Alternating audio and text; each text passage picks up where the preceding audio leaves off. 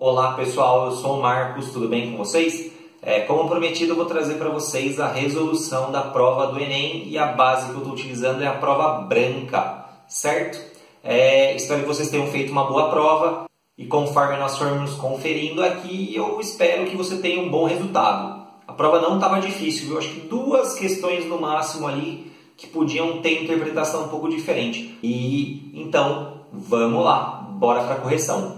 A primeira questão, ela é na prova branca, questão 57. Eu vou colocar para vocês depois a imagem da questão aí para vocês poderem acompanhar melhor, tá bom? A primeira questão, ela fala sobre a configuração do espaço urbano da região do entorno do Distrito Federal. E ele fala que essa região do Distrito Federal é onde a gente tem os principais serviços, as melhores infraestruturas. E a região do entorno é uma região que não tem acesso a esses serviços básicos de coleta de esgoto, coleta de lixo, tratamento da água, enfim. Fala que essa região periférica ela é bastante desprovida, vamos dizer assim, dos serviços básicos. Então a gente tem aqui então a perguntinha.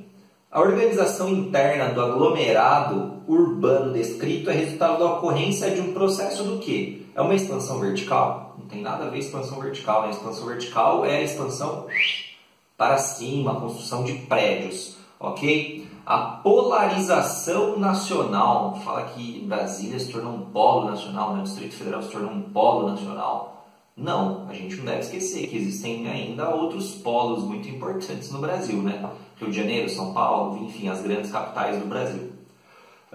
A emancipação municipal não tem nada a ver com emancipação municipal, né? Porque quando o município ele se emancipa, ele adquire também capacidade de reter as principais infraestruturas a partir de investimentos do governo municipal. E não é o que a gente vê aqui, né? Vê uma negligência do governo. Então, a emancipação municipal não tem muito a ver, não, tá? A correta é a letra D, pessoal, que fala da segregação socioespacial. É o que a gente vê de fato dentro de Brasília, né? Brasília é uma região bastante desenvolvida, concentradora de riqueza, e as cidades ao redor, né, as chamadas cidades satélites, são aquelas que têm uma péssima infraestrutura se comparado com Brasília. Então a gente vê uma segregação socioespacial. De um lado, populações muito ricas e com acesso aos principais serviços de transporte, de saúde, de educação, enfim. E de outro lado, a gente tem uma população bastante desprovida desses serviços básicos. Então a correta é a letra D de dado. Segunda questão é a questão 58, pessoal. Nela fala do México, da Colômbia, do Chile e do Peru, países banhados pelo Oceano Pacífico. Enfim, apesar de que o México e a Colômbia também são banhados pelo Atlântico. Mas enfim, eles criaram um bloco econômico, que era a Aliança do Pacífico, e em 2013, 90% dos produtos eles tiveram suas tarifas alfandegárias reduzidas, certo? O acordo descrito no texto teve como objetivo econômico para os países membros a formação de um bloco econômico tem como objetivo de fortalecer a economia desses países. E quando a gente fala de fortalecer a economia, automaticamente a gente fala da competição no mercado externo. Isso daí é bom para todos os países, certo? Se você aumenta a competitividade, você aumenta a sua influência econômica. E é o que acaba acontecendo com esses países. Então a gente tem aqui, ó, promover a livre circulação de trabalhadores. Não, o trabalhador não tem valor para ter tarifa alfandegária, certo? Fomentar a competitividade no mercado externo, letra B de bola, é a correta. Vamos ver por que a C ela não é. Restringir investimentos de empresas multinacionais. É o oposto disso, né? A criação dos blocos econômicos e das alianças econômicas, vamos dizer assim, é para fortalecer o mercado externo. Então, para eu ampliar a minha capacidade econômica em outro país. E, claro, passa pela instalação das multinacionais, certo? A letra D, adotar medidas cambiais para subsidiar o setor agrícola. Não, né? E a letra E, reduzir a fiscalização alfandegária para incentivar o consumo.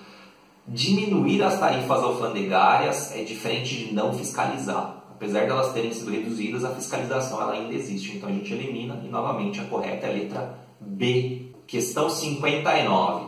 Se você está ligado nos outros vídeos que eu fiz, vou deixar os links dos vídeos anteriores, né, com o professor Altemir e o outro vídeo meu, aqui embaixo. Então, em algum lugar aqui vai estar. Se você não achar na tela, é porque eu sou incompetente, não sei editar, e eu vou deixar na descrição do vídeo, tá? Mas enfim, a dica que eu dei é, veja o visual primeiro. Identifique os dados de tabela, identifique mapas, enfim. E esse exercício 59, questão 3, nossa, né? Questão 59 da prova branca, ele tem um gráfico que mostra ali a tipologia da área, como a região é ocupada, seja por áreas florestais ainda, áreas agrícolas, áreas urbanas e densamente povoadas.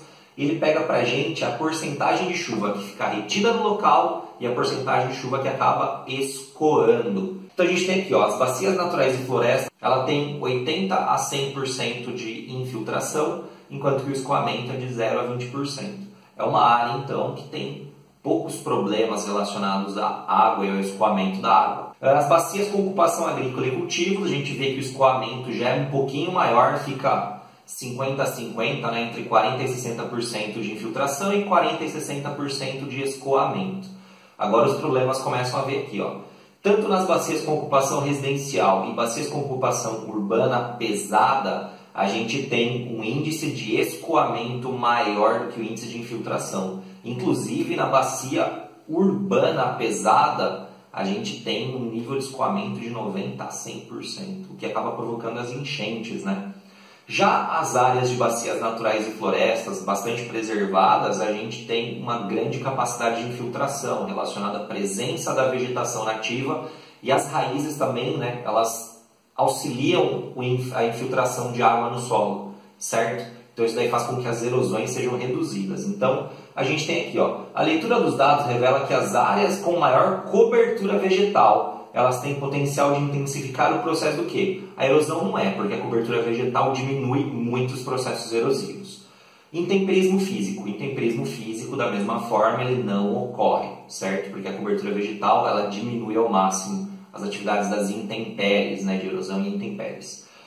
Enchente nas cidades vai ocorrer nas áreas de ocupação urbana, pesada ou residencial simples. Por mais que a ocupação residencial seja menos densa, ainda é passível de enchentes. Vai haver a compactação do solo? Não vai haver compactação do solo. Compactação do solo está mais relacionada às atividades agrícolas, tá? Então a correta é a letra E, é onde a gente tem as áreas de recargas dos aquíferos. Como essa água acaba infiltrando no solo, essa água vai ser absorvida pelos aquíferos. Lembrem-se dos aquíferos, né? São grandes reservatórios de água subterrânea. Questão 60. A questão 60 é uma questão que fala sobre meio ambiente, né? Fala sobre a questão do problema do solo, a acidez do solo. Ih, já dei spoiler. Não tem problema. Vamos lá. A questão ela fala sobre o desgaste acelerado que existe no solo e sempre vai existir. Seja por causa do mau uso do solo pelos agricultores ou por estar em áreas bastante úmidas. É o caso da lixiviação, né? Onde os elementos químicos, as propriedades químicas do solo são lavados, certo? São levados. Lavados no sentido de serem levados embora, ok? Vamos lá. Ele fala sobre esses nutrientes que são retirados e acaba restando, por exemplo, alguns elementos tóxicos, no caso o alumínio. Pois é, o alumínio ele tem uma composição ali que ele acaba acidificando o solo, certo? Vamos lá. A dinâmica ambiental exemplificada no texto gera a seguinte consequência para o solo agricultável. Que problema é esse para o solo agricultável? É a elevação da acidez. Essa é a correta. Vamos analisar as outras porque não estão corretas. Ampliação da salinidade, letra B. Não tem influência, tá? Letra C, formação de vossorocas. A lixiviação, ela tem uma perda química do solo, não perda física, né? O solo ele não é perdido. O que é perdido são as suas propriedades químicas. Então o solo ele se mantém teoricamente estável, apesar de que é levado um pouco de solo, mas não forma a vossoroca, né? A vossoroca, lembrando, é um processo erosivo bastante agressivo e quase que irreversível, né? Porque ele atinge o lençol, o aquífero freático e fica complicado depois de reter esse processo de erosão. A mesma coisa é a letra D, ó, remoção da camada superior. Não tem perdas de solo significativas, tem perdas químicas no processo de lixiviação e também na questão do mau uso do solo por causa da plantação, tá? Intensificação do escoamento superficial. A letra E, ela não é correta porque a gente vai ter no solo uma matéria vegetal que vai manter esse solo e vai diminuir o escoamento superficial dessa região. Então a correta é a letra A. Esse processo aí, né, de perda de propriedades químicas vai fazer com que haja um aumento da acidez do solo. Espero que você tenha acertado essa. Vamos para a próxima. Pessoal, a questão 61 é um exercício que fala sobre a exportação de alguns produtos brasileiros, né, de ferro, petróleo, soja e os graves problemas de logística relacionados ao transporte, né? Esses produtos eles chegam até o porto, porém eles enfrentam graves problemas porque eles ficam travados, enfrentam grandes filas. Então a gente tem que melhorar a infraestrutura de transportes. A questão ela é bastante óbvia, bastante simples, né? Facinho. Então olha lá, no contexto do início do século XXI, a ação para solucionar os problemas logísticos apresentados é o quê? É a construção de terminais de atracadouros, ou seja, a gente tem que melhorar a questão da infraestrutura dentro do país. Não adianta nada a gente querer colocar mais trabalhadores, diminuir os impostos ou intensificar o policiamento, porque isso daí não vai mudar em nada a questão das filas que esses caminhões, enfim, que esses meios de transporte vão enfrentar na região portuária. Eu tenho que criar novos atracadouros para que os barcos, para que as embarcações consigam levar mais facilmente a soja e outros materiais para outros países, né, para ampliar a exportação. E isso diminui os custos do exportador, né? Porque se eu tenho o produto parado, eu estou tendo bastante gasto, certo? Então a correta é a letra B. Questão 62 fala a respeito da diversidade de atividades relacionadas ao setor terciário, né? Ele reforça a tendência mais geral de desindustrialização de muitos dos países desenvolvidos, sem que estes percam o comando da economia. Então ele está falando, os países desenvolvidos eles estão desindustrializando, mas eles não perdem o poder econômico. Por que acontece isso? Lembra lá, nova divisão internacional do trabalho. Os países hoje desenvolvidos, eles ainda mantêm a sua hegemonia porque eles são grandes exportadores de capitais e tecnologia, enquanto os países emergentes, subdesenvolvidos, exportam ainda as matérias-primas e agora produtos industrializados. Então a indústria sai do país rico e desenvolvido e acaba indo para os países onde a mão de obra e os custos de produção, de uma forma geral, são mais baratos. Então a gente tem aqui, ó, nesse contexto, o fenômeno descrito tem como um de seus resultados o quê? A saturação do setor secundário. Não é saturação porque eles ainda consomem produtos industriais. Ampliação dos direitos laborais. Não é o direito do trabalhador que vai fazer a indústria mudar de lugar. Isso aí a gente tem que ter bem claro porque a atuação dos sindicatos nesses países desenvolvidos são muito mais eficientes. Então eles garantem os direitos trabalhistas. A letra C fala da bipolarização do poder geopolítico. Isso daí não tem nada a ver, vai voltar a Guerra Fria, União Soviética de um lado e Estados Unidos do outro. Não tem nada a ver.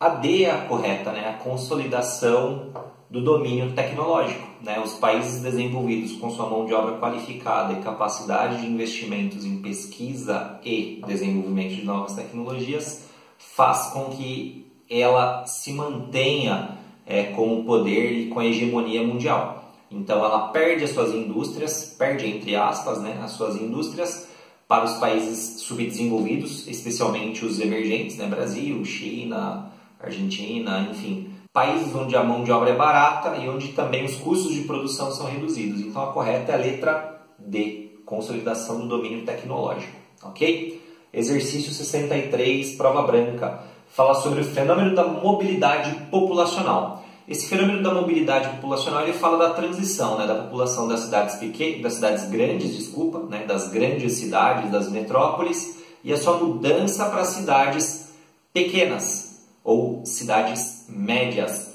Isso daí é comum não só no Brasil, mas acontece em boa parte do planeta, viu?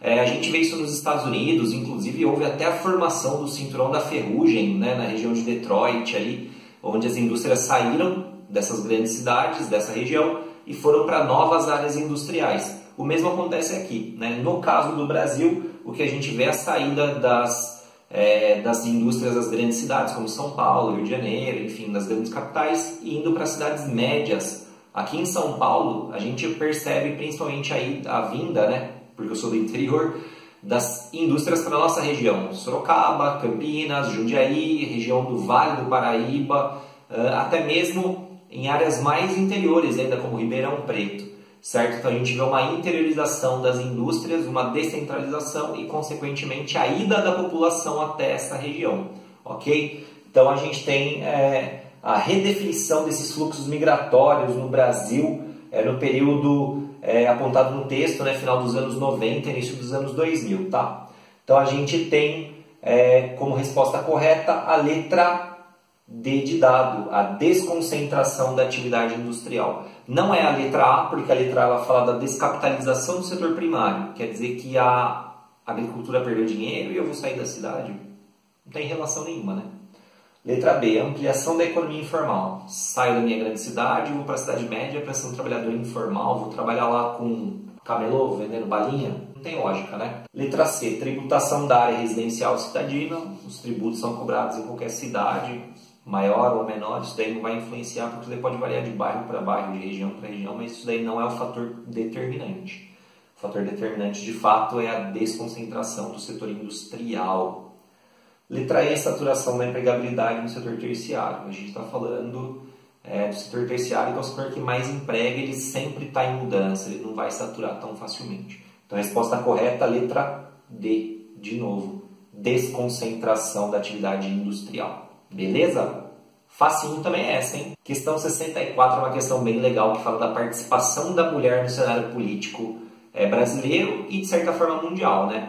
A mulher, ela é a maior parcela da população. Só que a sua representatividade política é muito pequena. A gente pode analisar cargos executivos e cargos legislativos, a gente não vai encontrar mulher em grandes quantidades. A gente vai ver mais homens, porque a gente vive numa sociedade machista. Então a mulher ela não tem essa importância política, infelizmente. E nesse contexto o exercício ele nos pergunta, né, no âmbito do poder legislativo, a tentativa de reverter esse quadro de subrepresentação tem envolvido a implementação do Estado do quê?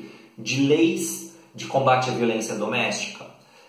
Infelizmente as leis de combate à violência doméstica elas existem porque, repito, a gente vive numa sociedade machista ainda onde a mulher é tratada como inferior, infelizmente. Mas essa não garante que a mulher ela vai se tornar uma pessoa política. Letra B, cotas de gênero nas candidaturas partidárias. Essa é a correta, né? Se você coloca um espaço para a mulher poder se candidatar, se a gente coloca um espaço onde a mulher pode exercer sua influência política, é claro que ela vai participar desse processo. Então, se você coloca as cotas, você garante o direito de participação à mulher dentro do ambiente partidário, dentro da política. Então, essa é a correta, a letra B.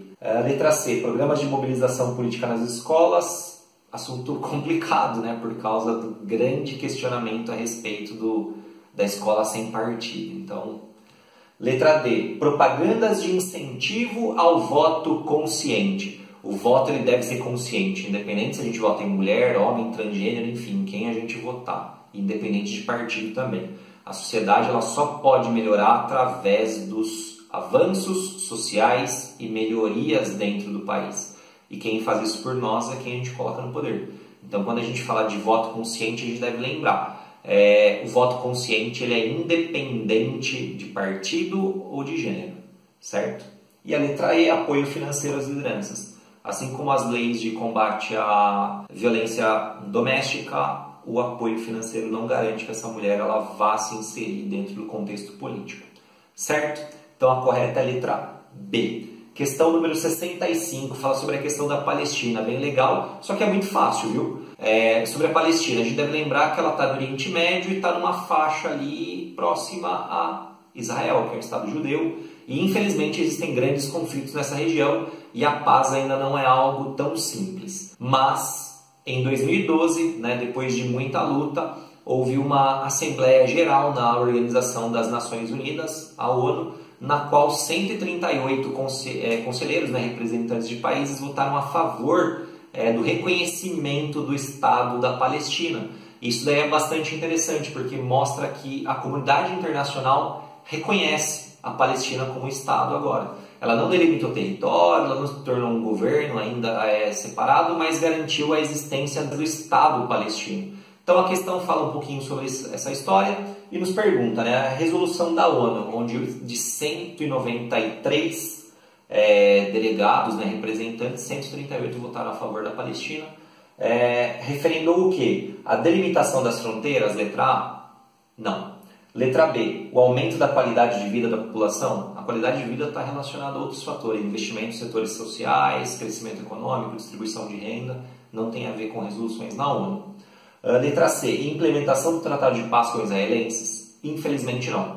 Letra D, apoio da comunidade internacional à demanda nacional. Sim, o reconhecimento da Palestina vem do apoio internacional que foi visto nessa Assembleia da ONU. Novamente, letra D. Bastante D mesmo, né? A letra E, equiparação da condição dos países. Não há uma equiparação, porque ela não tem um Estado ainda definido, não tem território, enfim. Questão 72 está falando sobre um terremoto que aconteceu em 2010 no Chile. Terremoto de 8,8 na escala Richter. Ele fala, um terremoto que atingiu a costa do Chile, então região litorânea do Chile. Já dá uma dica, né? Pô, a gente deve lembrar, a América do Sul, ela é dividida em placas tectônicas. A gente tem o Brasil, por exemplo, a sua totalidade na placa sul-americana e a costa da América do Sul, no lado do Oceano Pacífico, ela faz fronteira, vamos dizer assim, é um limite de placa com a placa de Nazca. Então essas placas elas são convergentes, elas se chocam. E quando há essa movimentação, esse choque, há um atrito e gera grandes sismos, terremotos, atividades vulcânicas,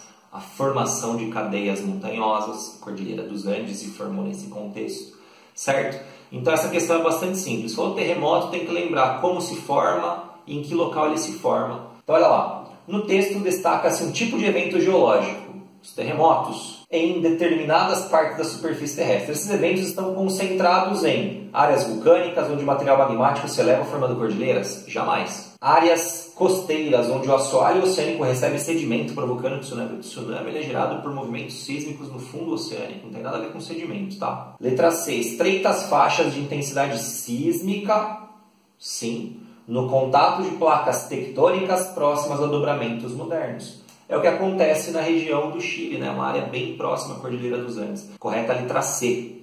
Letra D está errada. Escudos cristalinos. Escudos cristalinos são rochas de origem muito antiga, né? Elas passam por um processo de rebaixamento do relevo através de intemperismo, certo? Então não tem nada a ver. E a letra E, áreas de bacia sedimentar antiga. Não é. Área montanhosa, área mais recente, vem do período terciário, certo? Questão 73. A questão 73 daquele mesmo esqueminha. Tem figura, tem gráfico. Vamos analisá-los primeiro, ok? Então, ó, a gente tem uma figura que mostra as temperaturas dentro do Brasil. Sobre o gráfico, ele está, né, mostrando as temperaturas num dia do mês de agosto. Agosto é final do nosso inverno. A gente vê no sul do Brasil temperaturas baixas. Qual é o fator climático que determina as quedas de temperatura no sul do Brasil? É a entrada de uma massa de ar, certo? É a massa polar atlântica. E a gente vê também que a umidade é bastante grande no sul e no nordeste do Brasil. O norte a umidade sempre vai ser grande, né? Por causa da região equatorial e da floresta amazônica, dos rios, enfim, a evapotranspiração. Já o nordeste a gente vê, né? Nossa, o nordeste com 90% a 100% de umidade relativa, bastante. É por causa da atuação da massa polar atlântica chocando com a massa tropical atlântica. Então o que acaba acontecendo é que essas duas massas elas se chocam e provocam chuvas frontais e também chuvas orográficas na região. Então a umidade no Nordeste é grande por causa da atuação de uma massa de ar. Então a perguntinha é, no dia em que foram colhidos os dados meteorológicos, qual fator climático foi determinante para explicar a umidade relativa do ar nas regiões Nordeste e Sul? Letra A, altitude. Não é a altitude o fator determinante para essas quebras de temperatura. Letra B, a vegetação. Não, né? Letra C, as massas de ar que provocam precipitações. É o encontro da massa polar atlântica com a massa tropical atlântica no Nordeste e a própria massa polar na região sul do Brasil, que faz com que as precipitações sejam bastante elevadas. Essa é a correta. Letra C. Não são as correntes marítimas, e também não é o fator continentalidade. Questão 77 agora. Gráfico de novo. Analisa o gráfico. Dei essa dica já no vídeo anterior, hein? Aqui a gente tem imagens das maiores usinas hidrelétricas brasileiras e ele destaca Belo Monte. ele compara, né, a capacidade de geração de energia com o tamanho do lago. E a gente vê que Belo Monte tem um lago relativamente pequeno para a quantidade de energia produzida, certo? Isso daí tem a ver com a forma de produção de energia, né, que é através da chamada turbina fio d'água, que faz com que os lagos sejam menores de fato, né? Exige uma barragem menor e, consequentemente, o lago é menor. Mas Belo Monte ela tem uma proporção relativamente baixa da área alagada para a capacidade de geração de energia. Então, ó, comparando os dados das hidrelétricas, uma característica territorial positiva de Belo Monte, lembrando que as usinas hidrelétricas elas têm pontos negativos, né? Estou alagando grandes áreas. Se eu alago grandes áreas florestais, a gente tem perda da fauna, da flora, essa decomposição dessa matéria orgânica pode gerar gases, sem falar nos aspectos sociais, né? Na questão da comunidade ribeirinha, que altera o regime de pesca, altera o regime de chuvas, muda o microclima, comunidades indígenas. Eu até separei uma nota aqui que fala um pouquinho sobre o que o governo federal diz a respeito da construção de Belo Monte, tá? Mas vamos lá. Comparando os dados das hidrelétricas, uma característica positiva a correta é a letra A, certo? O reduzido espaço relativo inundado. Inclusive o governo emitiu até uma nota. Ó. Será construída em regime de fio d'água, o que permitiu uma redução expressiva do tamanho do reservatório e, consequentemente, a área ser inundada, propiciando a manutenção das condições de vida das etnias e das comunidades que habitam a região do entorno da usina, notadamente a Volta Grande do Xingu. Então, esses são dados do governo. Peguei lá no site do Ministério das Minas e Energia. A letra B, acentuado desnível do relevo local. É uma região de planície, né? A região amazônica é uma região de planície. Não tem a ver com elevado desnível. Letra C, elevado índice de urbanização regional. Região amazônica, pessoal. Não tem elevado índice de urbanização ali nessa região. Uma área florestal. Letra D, presença de grandes parques industriais. Não. Letra E, proximidade de fronteiras internacionais estratégicas. Não, porque ela está numa região do Pará, certo? Está longe de qualquer fronteira. Ok? Então a correta na 77 é a letra A. Mais uma. Questão 78, lembrando que a gente está acompanhando a prova branca. Olha que legal aqui. Está falando de um problema que eu acabei falando no vídeo passado também, viu? Trata-se da perda progressiva de biomas inteiros, afetando parcelas de domínio subúmidos, semiáridos em todas as regiões quentes do mundo. Áreas tropicais, né? Por exemplo, o deserto do Saara, a região do Sahel, que estava falando no outro vídeo, o semiárido brasileiro, enfim. É nessas áreas ecologicamente transicionais que a pressão sobre o bioma se faz sentir com muita força devido à retirada da cobertura florestal. Se a gente retira a cobertura florestal, o solo fica exposto e passivo de processos erosivos e também da desertificação. Então, olha lá, o texto ele enfatiza uma consequência da relação conflituosa entre a sociedade humana e a natureza e o ambiente, que diz respeito ao processo do que é inversão térmica. A inversão térmica ela acontece no inverno devido a problemas atmosféricos, da poluição atmosférica, onde os gases nocivos não conseguem escapar. Não tem a ver. Letra B, poluição atmosférica. Novamente não. Letra C, eutrofização da água. Eutrofização da água é quando a água fica cheia de algas, né? O processo de eutrofização, acúmulos, principalmente de cianobactérias. Letra D, contaminação dos solos. Não necessariamente, né? A mais correta que se enquadra aqui é a letra E. A gente vê a desertificação, porque ele está falando da perda de produtividade de ecossistemas.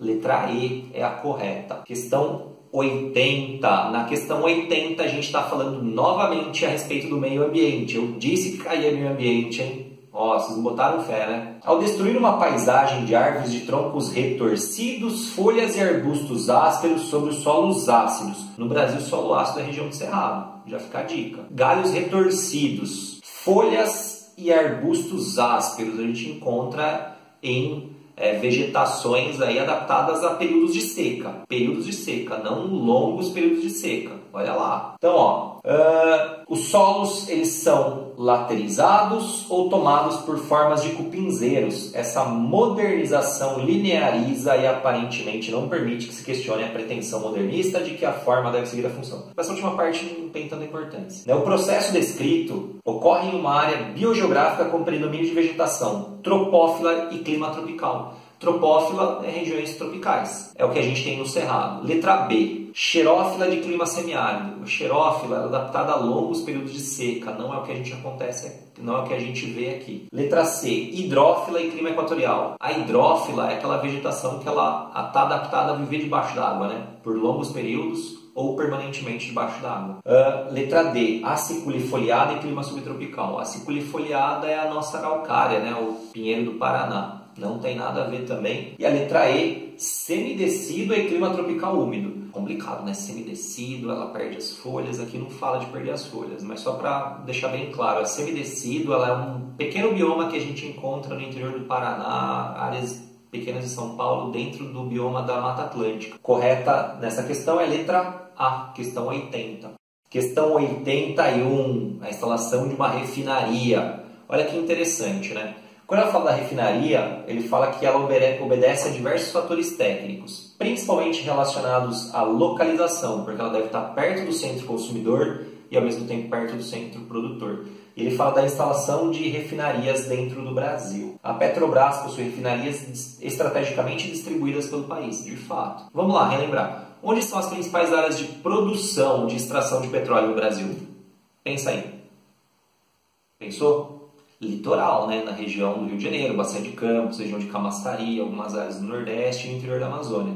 Mas a maior parte do petróleo brasileiro vem na nossa região litorânea. Então a maior parte das refinarias elas vão estar perto do litoral. A gente tem uma refinaria no interior, que é na Amazônia, justamente numa área de produção que tem no interior da Amazônia. A territorialização de uma unidade produtiva depende de diversos fatores locacionais. A partir da leitura do texto, o fator determinante para a instalação das refinarias de petróleo é a proximidade com a sede de empresas petroquímicas. Não só com a sede de empresas petroquímicas, né? Letra B, zonas de importação de derivados? Não, não somente. Letra C, polo de desenvolvimento tecnológico? Não, também. Letra D, áreas de aglomeração de mão de obra? Não é determinante. O que é determinante são os espaços com infraestrutura de transporte, de locomoção, de circulação. A correta, né, se a gente analisar, as outras elas não têm uma relação de fato com a instalação da refinaria. A correta é a E, pessoal.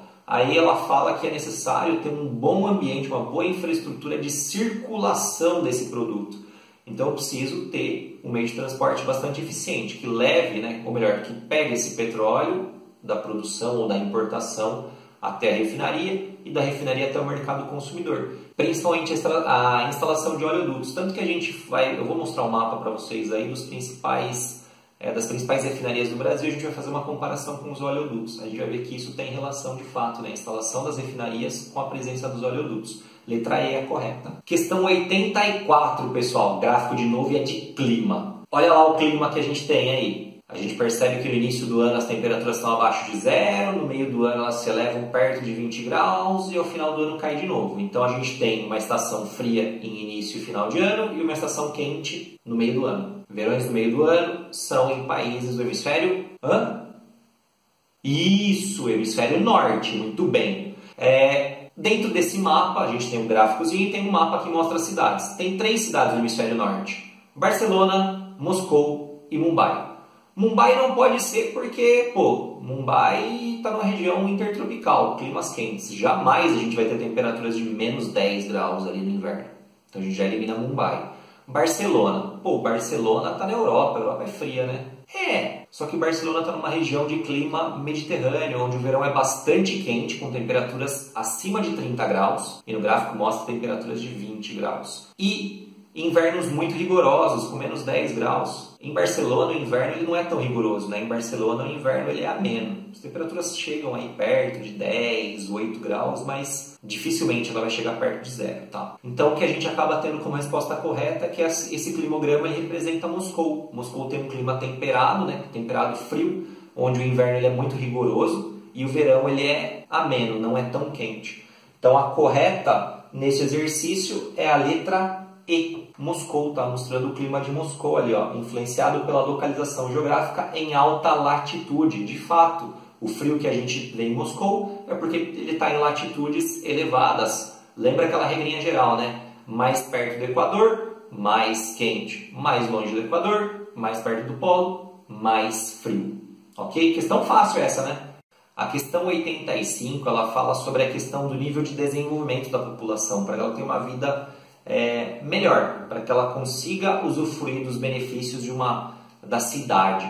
Né? Ele fala que o desenvolvimento ele é visto de diversas formas, e dentre delas ele dá a questão do PNB, né? Do Produto Nacional Bruto, que é a questão da riqueza apenas. E a gente deve lembrar que o desenvolvimento ele é diferente de ganhos econômicos. O desenvolvimento ele é visto também com melhoria da saúde, da educação, da segurança, enfim, de serviços básicos prestados pelo município. Então a gente vai, né, através desse exercício, entender o que significa essa melhoria social, né, vamos dizer assim. Então nessa questão a gente vai ver o que significa o desenvolvimento, certo?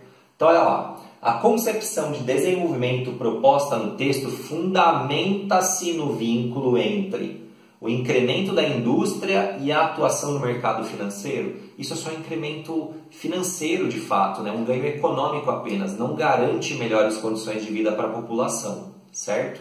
Então a gente descarta. E o mesmo acontece com a letra B, né? Criação de programas assistencialistas e controle de preço. Mas Marcos, se a gente mantém um preço estável e a gente tem políticas assistencialistas, isso daí não significa que a população vai ter uma condição de vida melhor? Sim, mas quando a gente fala na condição melhor de vida, não necessariamente são políticas assistencialistas, pessoal. A gente deve lembrar que a população ela deve ter uma melhoria de vida e econômica. Não é congelando o preço que eu vou fazer as desigualdades sociais diminuírem. Certo? Então a gente pode desconsiderar essa questão. Letra C. Elevação da renda média e arrecadação de impostos. Que adianta aumentar a renda e os impostos serem mais arrecadados? O governo, de fato, ele vai aplicar na melhoria da condição de vida? Então a C não é tão correta assim não. Letra D. Garantia da cidadania e ascensão econômica.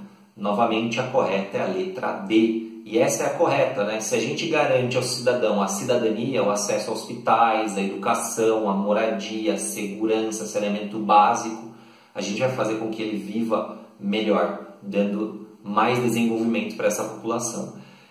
E se tem um crescimento econômico, significa também que a população ela vai ter mais acesso a outros produtos e melhorar de fato a sua vida. Ok? Então a correta é a letra D. Aí está errada também, ó. Ajuste de políticas econômicas e incentivos fiscais. O incentivo fiscal não garante nada à população, só garante um ganho, talvez, econômico apenas. Certo? Questão 86. Essa questão 86 fala sobre os Estados Unidos e o seu poder militar. Quando a gente fala do poder militar dos Estados Unidos, a gente deve lembrar um pouquinho antes, na Guerra Fria. Durante a Guerra Fria, o mundo ele era polarizado, né? Existiam duas regiões que dominavam o planeta basicamente, né? Os capitalistas, liderados pelos Estados Unidos, e os socialistas, liderados pelos soviéticos. E existia ali, né, uma corrida militar, não era uma guerra de fato, né? Por isso que o nome era Guerra Fria, mas existia uma briga de ego, vamos dizer assim, né? Onde um queria ser melhor que o outro. E essa briga ela foi uma corrida aeroespacial, uma corrida armamentista ou militarista. Então, esses dois países, essas duas regiões, ampliaram muito seus exércitos. Só que com o fim da União Soviética e o enfraquecimento, né, dos países socialistas, os Estados Unidos passou a ampliar mais ainda sua área de influência e ampliou suas bases em outros países. Um questionamento, por exemplo, mas como os Estados Unidos vai chegar lá na Coreia do Norte? Está muito longe. Pois é, tem base no Oceano Pacífico, na ilha de Guam, tem base no Japão, tem base na Coreia do Sul. Enfim, os Estados Unidos têm base em regiões praticamente cercando a Coreia do Norte. Então, fica fácil. Né? A mesma coisa no Oriente Médio, que os Estados Unidos estão sempre envolvidos, na América do Sul, na África, na própria Europa. Enfim, os Estados Unidos ele ampliou suas bases, o que faz com que os soldados, enfim, e armas consigam ser facilmente levados a essas regiões em grandes quantidades. Tá? Vamos lá. Um aspecto que explica a força dos Estados Unidos apontada pelo texto reside no quê? Justamente no poder de suas bases militares espalhadas ao redor do planeta, ao redor do mundo, né? A letra B, alinhamento geopolítico da Rússia em relação aos Estados Unidos. Não tem um alinhamento. Letra C, política de expansionismo territorial exercida sobre Cuba. tem nada a ver, né? Cuba é uma ilha muito pequena na América Central, na região do Caribe ali, e isso daí não tem grande influência não na expansão militar dos Estados Unidos pelo mundo inteiro. Letra D. Aliança estratégica com países produtores de petróleo como Kuwait e o Irã. Petróleo é importante, mas não é o determinante para o poder, né, militar dos Estados Unidos. A letra E, né? Incorporação da China à OTAN. Não, simplesmente não. Essa é aquela que a gente mais eliminava. Bora para a última questão, que é a questão 87. Adivinha o que tem? Imagem. E essa imagem mostra para a gente a movimentação dos ventos no litoral, as brisas marítimas, que durante o dia ela sopra do mar para o continente e à noite do continente para o mar. A dica, olha lá as temperaturas que estão escritas na imagem. A dica está nas temperaturas que a gente vê. No mar, tanto de dia quanto à noite, está marcado ali que a temperatura é morna, enquanto que nas regiões do continente, durante o dia a gente tem temperaturas muito quentes e à noite temperaturas muito frias. Essa é a dica para o exercício. Há uma troca de pressão, certo? A gente vê uma alta pressão durante o dia no mar e à noite a alta pressão acontece no continente. Áreas mais quentes têm baixa pressão, áreas mais frias têm alta pressão. É o que a gente vê. E essa diferença de pressão faz com que o ar troque de lugar. Então é por isso que a gente tem esses ventos. Pô, saindo de uma área de baixa pressão, o vento está saindo, aliviando a pressão, certo? Uma área de alta pressão, o ar está caindo, está pressionando. Então é por isso que a gente tem essas trocas de ventos durante a brisa, o movimento da brisa, né? Então aqui, ó, nas imagens constam informações sobre a formação de brisas nas áreas litorâneas.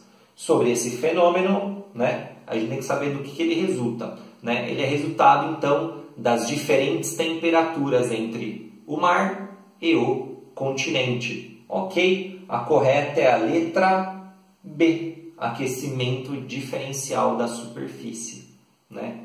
A superfície sólida e a superfície líquida, ela tem diferentes tipos de resposta ao calor, né? A água, ela demora mais tempo para se esquentar, porque ela vai até, ela como é um bom condutor, ela vai levar esse calor até as águas mais profundas. Então ela fica com temperaturas mornas. Ela fica com temperaturas mornas durante o dia e também durante a noite. Já a área continental, a área de terra, a gente pode dizer que ele não é tão bom condutor de energia, vamos dizer assim, né? Ele não vai dissipar energia por todo o solo, ele vai ficar mais superficial. Então ele vai se esquentar muito rápido durante o dia, mas à noite ele vai esfriar muito rápido. Então é por isso que tem essas diferentes temperaturas. E essa é a correta, é a letra B. Vamos ver por que A não pode ser. Uniformidade do gradiente de pressão atmosférica. Não tem uniformidade na pressão. A gente vê uma alta pressão e uma baixa pressão. Na letra C, quedas acentuadas de médias térmicas. A gente não tem a garantia de quedas de temperatura ali. Não é mostrado para a gente no desenho, no esquema. Letra D, mudanças da umidade relativa do ar. Não há mudanças da umidade relativa do ar. Não é garantia de mudança de umidade relativa porque a gente não vê a entrada de massas de ares úmidas ou secas na região. E a letra E, variações altimétricas acentuadas. São regiões litorâneas, onde a diferença de altimetria não é acentuada, ok? Se você gostou desse vídeo, pessoal, eu peço por favor, por gentileza, que você clique aqui no cantinho do vídeo, ou aqui, e agora não sei, acho que é aqui, né, no logotipo aqui do canal, para você se inscrever. Deixa o seu curtir, que vai me ajudar bastante. Comente qualquer dúvida que você tenha sobre a resolução dos exercícios, que é importante para mim também, porque, né, a forma da gente continuar evoluindo é assim, através de debate, de diálogos, e é assim que eu vou melhorar esse canal também, né? Apesar da qualidade de produção ser baixa, eu quero que os conteúdos de geografia sejam de altíssima qualidade. Para isso, eu preciso de vocês. Então, compartilhem esse vídeo com o máximo de pessoas. Manda aí pelo WhatsApp para os seus amigos, compartilha no Facebook, enfim, encaminhe esse vídeo para quem você acha que vai ter proveito. E eu agradeço de novo a paciência de vocês por ter acompanhado este vídeo. Um grande abraço e no domingo tem a segunda etapa do Enem. Espero que vocês também se deem muito bem. Muito boa prova para vocês. Um grande abraço e até mais. Valeu, pessoal!